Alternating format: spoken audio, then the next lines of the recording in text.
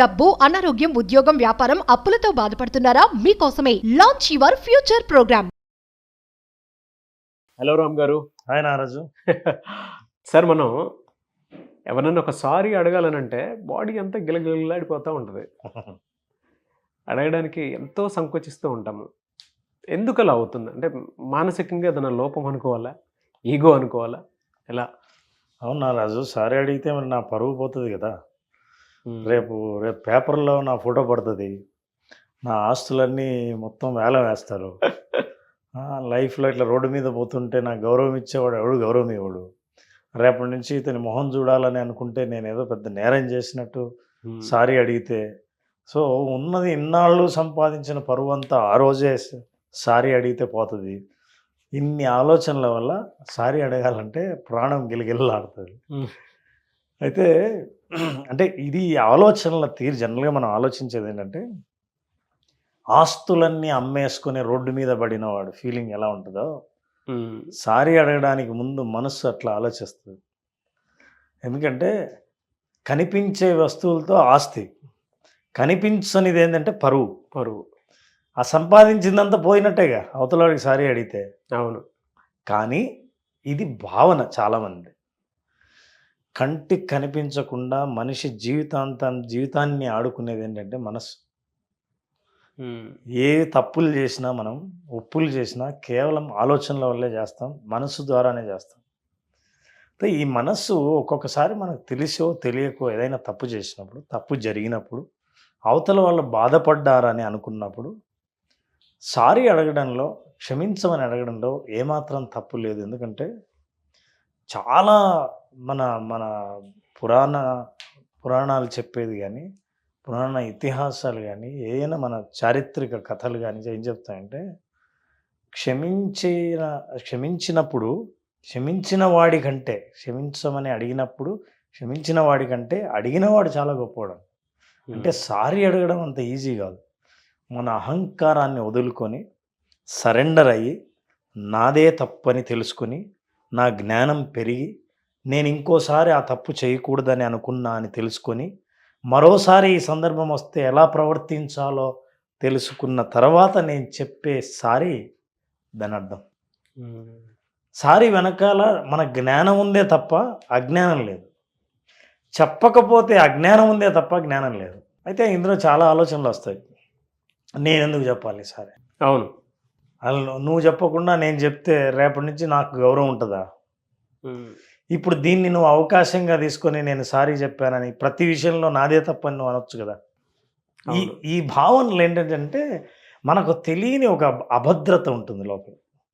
అంటే నువ్వు ఒప్పుకోకపోతే ఇంకా నాకు జీవితంలో భద్రత లేదు, నువ్వు గౌరవించకపోతే నా జీవితానికి అర్థం లేదు, నా పరువు పోయినట్టే అని అనుకోవటం వల్ల, చాలా సంకుచిత భావం వల్లే అట్లా వస్తుంది. కానీ నిజాయితీగా ఎవరైనా క్షమాపణ చెప్పడం, అడగడం అంటే అంత సులభం కాదు. అందుకే మీరు ఆనెస్టీ ఉంటే, నిజాయితీ ఉంటే సారీ అడగడానికి ఏమాత్రం సిగ్గుపడరు. సరే, అంటే ఎలాంటి మానసిక లోపం ఉండటం వల్ల ఒక మనిషి ఇంకో మనిషి దగ్గర సారీ అడగడానికి అంత ఆలోచిస్తాడంటారు? ఇది మనం అంటే లోపం అని అనలేం, కానీ మానసికమైన అయ్యో అంటే నేను లోపం అని ఎందుకు అన్నాను అని అంటే, సార్ ఏ విషయమైనా సరే తగ్గొట్టాలంటే సారీ. అవును. అది చెప్పకుండా చాలామంది ఈగో ప్రదర్శిస్తూ కూడా జీవితాన్ని నాశనం చేసుకునేటువంటి వాళ్ళు చాలామంది ఉన్నారు. It's a disorder as per my knowledge. అంటే ఎందుకలా అన్నాను అని అంటే, మనం చూస్తూ ఉంటాము వైఫ్ అండ్ హస్బెండ్ రిలేషన్షిప్లో మేజర్ ప్రాబ్లం ఏదైనా వస్తుంది అని అంటే, ఈగో అడ్డొచ్చి సారీ చెప్పకపోవటం అతిపెద్ద జబ్బు. ఈవెన్ పేరెంట్స్కి పిల్లలకి మధ్య ఉండేటువంటి, అంటే ఒక ఏజ్ వచ్చేసిన తర్వాత పిల్లలు ఈగో చూపించుకుంటూ ముందుకెళ్ళిపోతారు.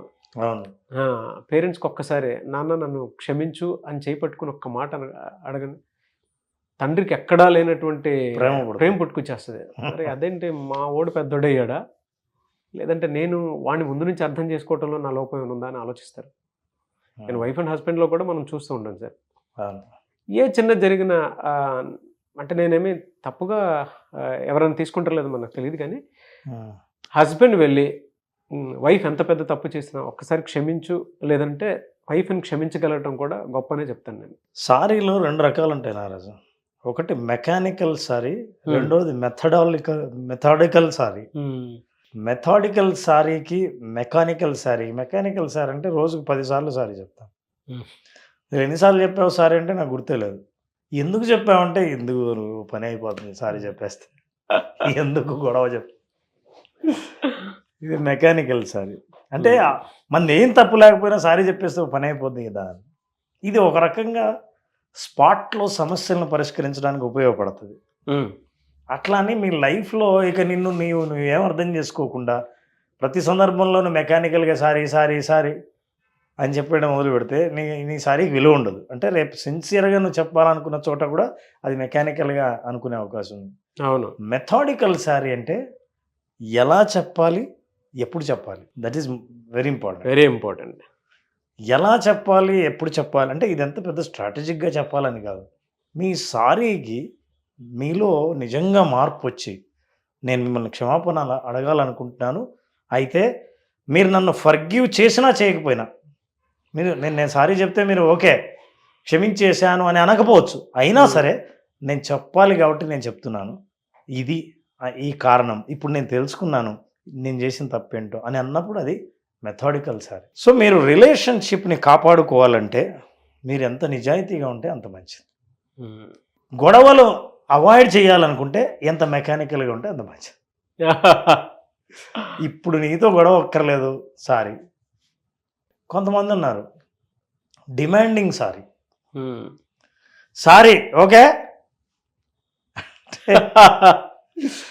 నీకు కావాల్సింది అదే కదా, అందుకని సారీ చెప్పాను అయిపోయింది. ఇంకొంతమంది నేను సారీ చెప్తున్నాను నువ్వు కూడా సారీ చెప్పు. ఇప్పుడు నువ్వు సారీ నేను సారీ చెప్తే ఇంక ఈ గొడవ ఇంతటితో అయిపోతుందని నువ్వు చెప్పాల్సిందే.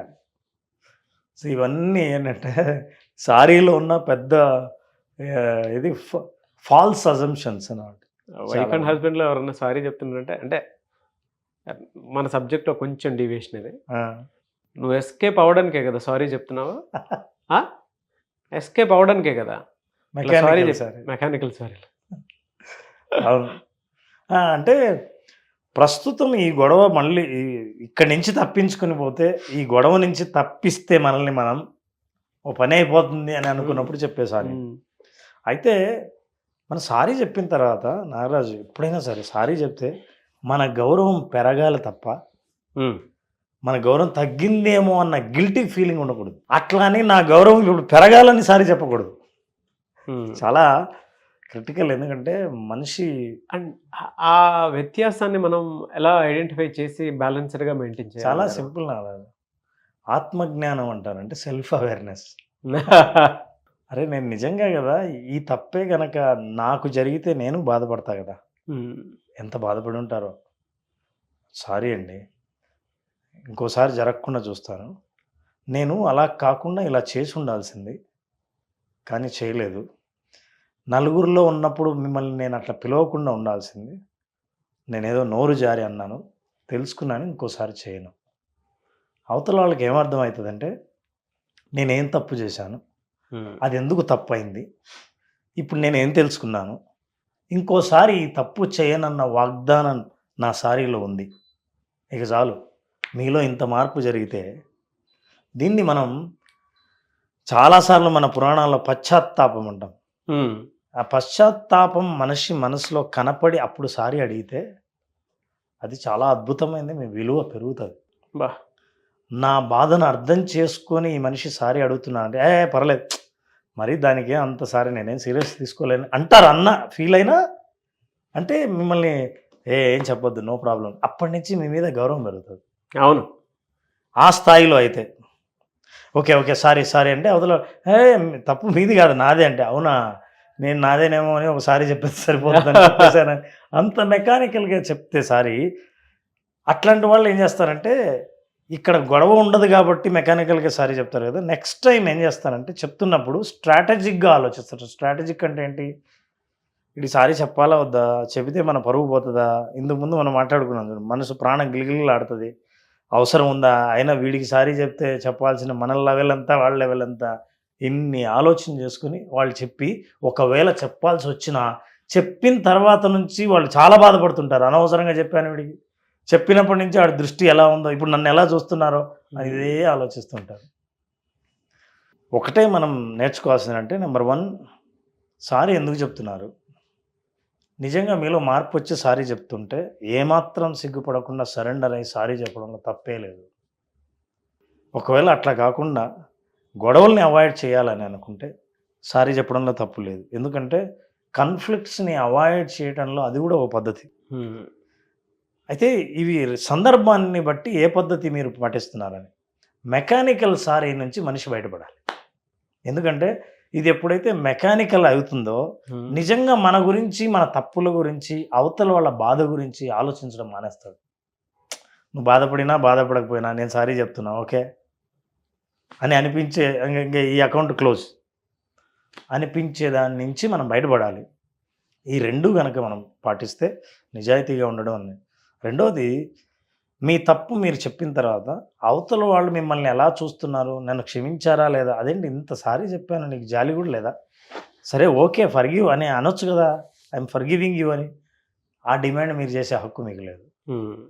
మీరు సారీ అడగడం వరకే, సారీ చెప్పడం వరకే. మీ బాధ్యత మీకు పూర్తిగా తీరింది.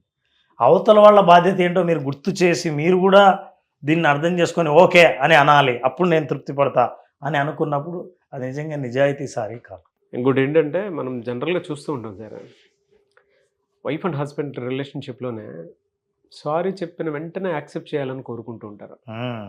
అది కష్టం. అది చాలా, అంటే ప్రతి ఒక్కరూ తెలుసుకోవాల్సినటువంటి విషయం. వైఫ్ తప్పు చేసిన తర్వాత హస్బెండ్ దగ్గరకు వచ్చి సారీ అడిగితే హస్బెండ్ వెంటనే యాక్సెప్ట్ చేయాలి అనుకోవటం అనేది మూర్ఖత్వం, పొరపాటు. 2, హస్బెండ్ తప్పు చేసి వైఫ్ వెంటనే యాక్సెప్ట్ చేయాలి, నేను చెప్పాను కదా సారీ ఎందుకులా చేస్తావు, అది దబాయించి ముందుకు తీసుకెళ్ళాలనుకోవటం రిలేషన్షిప్ని, ఆ మూర్ఖత్వం కాదు, అది మోసం. అది దాని పొరపాటును కూడా మనం బేర్ చేయకూడదు. We have to give time. అంటే ఊరికే ఎందుకు యాక్సెప్ట్ చేయాలి? నువ్వు సారీ చెప్తూనే నీ భారం దిగిపోతుంది. సారీ వింటూనే వాళ్ళ భారం దిగాలన్న గ్యారంటీ లేదు.